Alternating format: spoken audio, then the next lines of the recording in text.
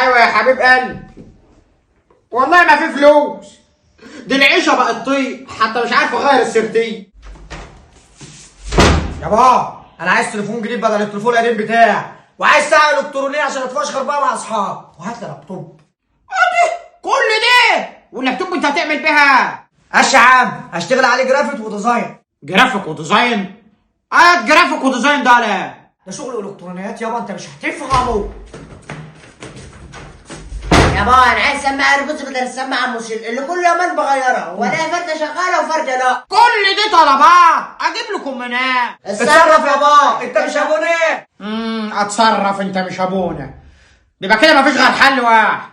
عن ولادي حطوني في موقف محرج، فانا بقى قررت اروح لدريم 2000. ليه بقى؟ عشان في اي وقت ينفع اخد اللي انا عايزه بالتقسيط على 24 شهر وبدون فوائد وكمان بدون مقدم. يا صلاة النبي يا حاج، على حظي وحظ العيال هم دلوقتي موجودين في الصعيد، في المنيا، في اسيوط، في سوهاج، ولسه كمان في اماكن تانية في الصعيد. وكمان عرفت ان عندهم موقع وابليكيشن بتحمله وبتلاقي عليه عروض مش موجودة في المحل، يعني ممكن تقدر تطلب اللي انت عايزه وانت في قلب البيت. بس انا قلت افسح نفسي واروح اشم هوا شوية، وبصراحة لما رحت ردت فيا الروح من العروض اللي شفتها هناك، واخدت كل اللي انا عايزه وما دفعتش ولا جنيه، وكل ده على 24 شهر. يا بلاش والله يا جدعان، انا حاسس ان الناس دي بتتاجر في الخسارة.